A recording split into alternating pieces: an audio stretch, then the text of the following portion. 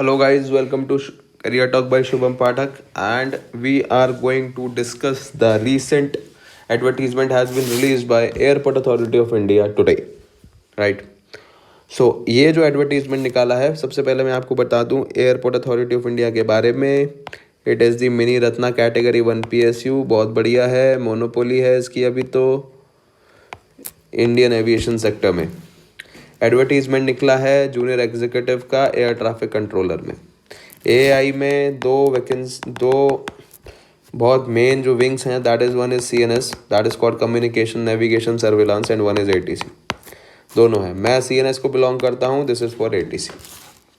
ठीक है, this is the post for junior executive. अब जूनियर एग्जीक्यूटिव को कंफ्यूज मत करना जूनियर इंजीनियर से। It is not junior engineer, it is the junior executive. That is कि ये एग्जीक्यूटिव कैडर के लिए आपका रिक्रूटमेंट हो रहा है। जूनियर एग्जीक्यूटिव जो एग्जीक्यूटिव कैडर होता है basically, that is the officer cadre, basically that is the officers cadre. You will be considered as officers of AI, right? That starts from junior executive. Junior executive के बाद आप बनते हो assistant manager, assistant manager के बाद manager, manager के बाद senior manager, senior manager के बाद असिस्टेंट जनरल मैनेजर, उसके बाद डिप्टी जनरल मैनेजर, उसके बाद joint general manager, and then general manager, and after that you will become ED, executive director, and then member, and then chairman. Chairman is belongs to IAS now. IAS से बाहर से पहले हमारे लोग AI के लोग चेयरमैन बना करते थे, बट अब जो ऑल इंडिया एडमिनिस्ट्रेटिव सर्विसेज हैं या अदर सर्विसेज हैं, वहाँ से चेयरमैन्स की नियुक्ति होती है। बट आप मेंबर लेवल तक जा सकते हैं JE रिक्रूट होकर के, या मैनेजर लेवल पर भी हमारे यहाँ डायरेक्ट रिक्रूटमेंट होती है, वहाँ से रिक्रूट होकर के, अगर आपकी किस्मत अच्छी रही तो। वरना अगर आप यंग एज में JE रिक्रूट हो जाते हैं तो you can easily get to GM तो आप बन जाएंगे। ED मेंबर थोड़ा किस्मत वाली बात है। Okay, so let's discuss huge vacancies, बहुत ज़्यादा वैकेंसी निकली है 496, जिसमें unreserved is nearly 200, nearly 200 vacancies हैं। AI बार बार बहुत सारा रिक्रूटमेंट निकाल रही है, तो देयर आर प्रोबेबल चांसेस कि एक कुछ टाइम के बाद ये रिक्रूटमेंट एकदम बंद हो जाए, ठीक है, और आपको वैकेंसीज ना मिलें, but it's a golden chance. आज 14 और 15 तारीख जो है, आज मैं जो वीडियो बना रहा हूँ, 14 और 15 अक्टूबर को अभी जूनियर एग्जीक्यूटिव कॉमन कैडर का एग्ज़ाम हुआ है। आप सभी को पता होगा जो लोग ट्रैक कर रहे होंगे। आज एग्ज़ाम हुआ है और ये नोटिफिकेशन भी आ गया अगली वैकेंसीज का। इससे ज़्यादा अभी AI एक ऐसा PSU इकलौता है हिंदुस्तान में जो सारे जितने हमारे भाई अभी बेरोजगार हैं और बेचारे wants to be in the government service, giving them a huge chance. सबकी एकदम वो तिनके का सहारा बन के AI निकल के आ रही है। And I am saying that you should guys respect it and adopt it. Okay, so next मुद्दे पे आते हैं। 199 200 आपके अनरिजर्व्ड वैकेंसीज हैं। It's a very huge vacancies. Qualification is आपका बेसिकली फिजिक्स आपके पास होना चाहिए और आपके पास मैथ्स होना चाहिए, ठीक है। ये दो सब्जेक्ट्स आपके पास होने चाहिए। तो या तो आपके पास डिग्री हो 3 साल की BSc हो फिजिक्स मैथ्स से, या फिर आपके पास इंजीनियरिंग में डिग्री हो, इंजीनियरिंग में हो, और इंजीनियरिंग में किसी भी ब्रांच में हो, क्योंकि जो फर्स्ट ईयर होता है वो कॉमन होता है सबका, और कॉमन फर्स्ट ईयर में फिजिक्स और मैथ्स के सब्जेक्ट्स तो होते ही हैं, ठीक है। तो सबके पास फिजिक्स और मैथ्स किसी ना किसी सेमेस्टर में रहता ही है। तो it's not a matter of doubt कि कोई भी ब्रांच का इंजीनियरिंग का बंदा अप्लाई कर सकता है। बैचलर ऑफ इंजीनियरिंग का मतलब ये भी माना जाएगा कि चाहे आप BE कर लो, चाहे आप BTech करो, चाहे आप BSc कर लो इंजीनियरिंग में, ठीक है, तीनों कैंडिडेट्स एलिजिबल हैं। इंग्लिश में आपकी प्रोफिशिएंसी होनी चाहिए 12वीं क्लास तक की, 12th स्टैंडर्ड तक की आपकी प्रोफिशिएंसी होनी चाहिए, because you need to communicate with the pilot and you have to listen to it, respond to it, करना पड़ेगा। उसके लिए आपकी इंग्लिश अच्छी ठीक ठाक एक 12वीं की क्लास के लड़के जितनी तो होनी ही चाहिए। And it is also expected from an officer class when you are recruiting at officer level, then it is expected. जो ऊपर BE BTech BSc इंजीनियरिंग वाली बात बताई वो ये रही, this is it. Okay, next departmental candidates भी apply कर सकते हैं। उनकी रिक्वायर्ड मिनिमम क्लास क्वालिफिकेशन तो यही रहेगी, बस इनके लिए ये है कि उन्होंने शायद डिस्टेंस से भी अगर अपना BTech किया हुआ हो तो कोई दिक्कत नहीं है, ठीक है। लेकिन बाकी लोगों के लिए फुल टाइम डिग्री होनी चाहिए। Maximum age limit is 27 years on 30/11/2023। 30/11/2023 तक बोला है, इसका मतलब यही इसकी लास्ट डेट भी होगी फॉर्म भरने की। लास्ट डेट फॉर्म भरने की यही होगी, नीचे मिल जाएगा। रिलैक्सेशन इन एज आप अपने हिसाब से देख लीजिए जो जो एलिजिबल कैंडिडेट्स हों, ठीक है। बाकी मैं जर्नलिस्टिक में मैं बात कर रहा हूँ, it's up to the 27 years of age. Next, online examination अभी 1 तारीख को शुरू होगा फॉर्म भरना, और लास्ट डेट रहेगी 30/11, जैसा मैंने अभी ऊपर आपको बताया। और एआई की ये जो है tentative date of online examination will be announce soon. But यहाँ पे कैच है, मैं आपको अपने एक्सपीरियंस से बता रहा हूँ, 30 नवंबर को लास्ट डेट है ना, दिसंबर के महीने में एग्जाम करा लेंगे, मैं बता रहा हूँ आपको, ध्यान रखना है इस बात का। फिर मत कहना यार टाइम ही नहीं मिला पढ़ने का, अभी तो फॉर्म भरने की लास्ट डेट खत्म ही हुई थी कि 10 दिन में एडमिट कार्ड आ गए यार, फिर कैसे एग्जाम होगा यार, कैसे करे, कर ही नहीं पाया यार। एक्सक्यूज मत देना भाई, अभी 2 महीने हैं सॉरी, अभी 2 महीने हैं आपकी एग्जाम की तैयारी करने के लिए, रगड़ के कर लो तो hopefully you can get into the service, ठीक है। Pay scale which is the most important part, 40,000 से 1,40,000 तक का है। ग्रुप बी लेवल है, इवन लेवल पर रिक्रूटमेंट होता है junior executive. Junior executive is at even level, E2 level is assistant manager and E3 level is manager and so on, ठीक है। यहाँ से यहाँ तक का और यहाँ से यहाँ तक का 3 साल फिक्स है।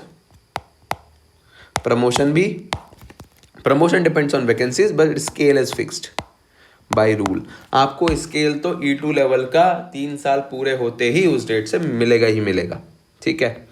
CTC इज 13 lakhs, very handsome. When I joined in 2018 my CTC was 9.1 lakh, ठीक है। So it's down the line 5 years only, it in 2023 it's 13 lakhs, so basically a jump of 4 lakh rupees। तो basically on an average almost 90,000 rupees per annum they are increasing it. तो जब मैंने join किया था service, तब मेरा in hand salary, first salary around 45,000 आया था, excluding HRA, excluding HRA, right. आपका आएगा ऑलमोस्ट 60 के आसपास एक्सक्लूडिंग HRA, या आसपास आएगा, 2-3 हज़ार कम या ज़्यादा एक्सक्लूडिंग HRA, ठीक है। HRA 3 कैटेगरीज में डिवाइडेड है, 9%, 18%, 27%, depends on the tyre of the city. This is for tyre 1, this is for tyre 3, ठीक है, and this is tyre 2 obviously.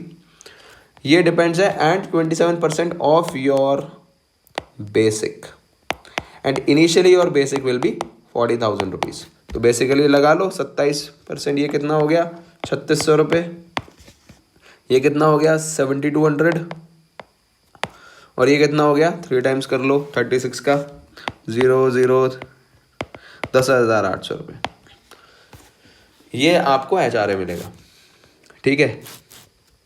अब देखो, सर्टिफिकेट जो OBC हो वो अपना भाई सही जगह से सर्टिफिकेट बनवा लेना, इसी फाइनेंशियल ईयर का होना चाहिए, और प्रॉपर जो गवर्नमेंट ऑफ इंडिया का अप्रूव्ड फॉर्मेट है उसी पे बनवाना, एरे गैरों से या इधर उधर से मत बनवा लेना। वो अगर चवन्नी छाप काम आपने किया तो वो रिजेक्ट हो सकता है, इसलिए please ensure that you make your certificates in a proper pre prescribed format, okay.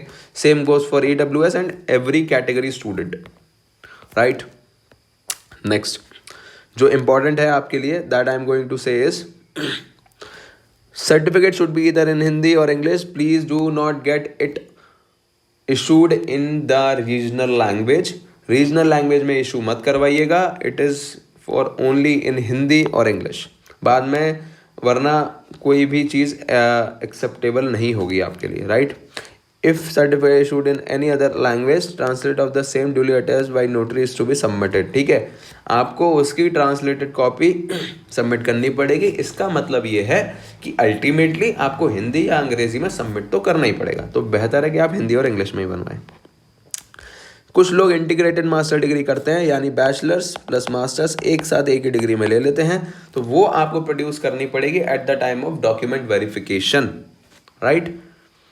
और डॉक्यूमेंट वेरिफिकेशन के टाइम पे कोई भी हो सबको प्रोड्यूस करनी ही पड़ेगी, बट इंटीग्रेटेड वालों को ये प्रूव करना पड़ेगा कि भाई हमने बैचलर्स भी किया हुआ है, right. Next, Okay, so now there is initial basic pay of the candidate will be fixed at the starting level of the scale to which he or she has been selected, that is 40K. ठीक है, that is 40K. And in case of, right, this is, you have to remember, pay protection भी मिलेगा minimum for 3 increments in the form of personal pay, those who are coming from other PSUs. Next, selection process देख लो. Initial online examination होगी केवल, only objective online examination will be there, no negative marking will be there, right. The syllabus will be uploaded soon on this advertisement headline only on the AI website. ठीक है, I may be a bit faster but I have to be short and crisp. I want to give you the maximum information in minimum time. तो हो सकता है I am a bit faster but please adjust it because I also don't want your time to get wasted in unnecessarily reading the entire this. तो उससे कोई फायदा नहीं है. जल्दी जल्दी मुद्दे की बात सुन लो, वही ध्यान में रखना होता है किसी भी एडवर्टीजमेंट के लिए. ठीक है, ऑनलाइन एग्जामिनेशन के बाद आपका DV होगा, दैट इज डॉक्यूमेंट वेरिफिकेशन, जिसमें आपके सारे डॉक्यूमेंट्स चेक किए जाएंगे एंड आपके कुछ टेस्ट किए जाएंगे which are required for ATC job. ATC की जॉब बहुत ही क्रिटिकल है. आप डायरेक्टली पैसेंजर की सेफ्टी से रिलेट करते हैं, आप पायलट से बात करते हैं. Your coordination, your mental efficiency is of utmost importance for the safety of the passengers. So आप, ऐसा नहीं होना चाहिए कि आप नशे में बैठ करके ATC की ड्यूटी कर रहे हैं. आप, पायलट ने पूछा कि यार मैं डिसेंड कर लूँ कि हाँ कर लो, दूसरे प्लेन ने जाकर के दूसरे प्लेन में हिट कर दी. So this should not happen, so that you should be in of the very sound mind and in your full efficient level. ठीक है, तो उसके लिए आपके कुछ टेस्ट ज़रूरी होते हैं. तो अगर आपने टेस्ट पास कर लिए, यानी आप दारू नहीं पी, आप मतलब कुछ भी नशा वशा वगैरह नहीं करते हैं, या आप नॉर्मल एक कोई भी हेल्दी इंसान है, तो easily they will pass it. ठीक है, उसके बाद आपका जो मेरिट बनेगा वो सिर्फ और सिर्फ रिटन एग्जामिनेशन के बेसिस पे बनेगा, on the online examination only, and then you will be called for DV and these some sort of normal test. When you do it, your list will be out and you will get your merit on the basis of your marks in the written examination, right? Next, if you are already in the service, then please get your NOC. It is very important. बाद में दिक्कतें आती हैं unnecessarily, so talk to your department and get the NOC.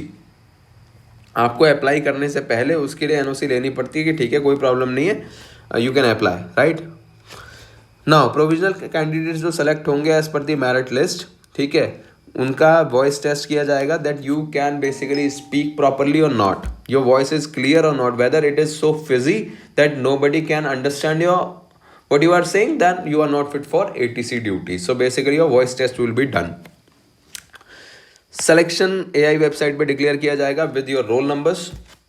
ठीक है, आपका ICAO language का minimum proficiency of level 4 होना चाहिए, वो टेस्ट किया जाएगा for your license and rating. Basically ATC के लिए लाइसेंस सिस्टम इज देयर, आपके पास लाइसेंस होना चाहिए, then only you can sit on the channel, right. और आपके पास रेटिंग होनी चाहिए, जिसके लिए ये क्राइटेरिया है that you have to pass. All India service है, कहीं भी आपकी पोस्टिंग मिल सकती है, तो बाद में मत रोना कि यार इधर उधर फेंक देते हैं, ऐसे क्यों देते हैं, वैसे क्यों देते हैं. It's all India service, be ready for it, because nobody is going to entertain for your choices of posting without any strong reason. If you have serious medical reason, if you have another different reason, then higher authorities will consider it. But if it is not genuine, then छोटी मोटी problem सबके साथ लगी रहती है. If they are going to entertain each and everybody, then किसी की posting कर नहीं पाएंगे भाई. So be ready for it. Misconduct मत करिएगा, please read it for on your own. Sorry, ठीक है. अगर आपको अप्लाई करना है, आप AI की वेबसाइट में जाइए, उसके रिक्रूटमेंट सेक्शन में, करियर सेक्शन में आपको मिल जाएगा कि आपको वहाँ पे अप्लाई का लिंक मिल जाएगा. नोटिफिकेशन में या नोटिसेस में जाइएगा, वहाँ पे मिलेगा, and apply for it. And everybody know how to apply. सही ईमेल आईडी डालिए, सही नंबर डालिए, मल्टीपल उस टाइम से उसको क्रॉस चेक कर लीजिए, सो दैट आपको फर्दर कम्युनिकेशन में कोई इश्यूज ना आए. ठीक है. AI की वेबसाइट है www.aai.aero, www.ai.aero. Please go to it and read the proper instructions, and if you even want more details you can go through the advertisement. आप पढ़ लीजिए, you will get to know about it. Photographs, signatures upload करने हैं, उनके sizes ये रहे. Please mark the sizes according to it. Application is 1000 rupees for candidates and it is free for women. It is for free for female, right? Now next, general instructions हैं जिसमें AI बोलता है कि decision of AI management is final and binding, right. We will not take the responsibility of the candidates जो कि अपना form submit नहीं कर पाए XYZ रीजन की वजह से. We will not entertain it. So and so जो हर एक ऑर्गेनाइजेशन लिखती है, राइट, वही सब इसमें लिखा हुआ है. Nothing more than work hard, do your best, prepare for it, you have enough time to do it, and then crack it and get into the service. All the best, good luck, we will meet again. If you have any doubts you can just contact me, or you can make the comment in the comment section. My name is Shubham Pathak and I am assistant manager in AAI from CNS. I am from CNS. Okay, good luck, see you some other time, good night.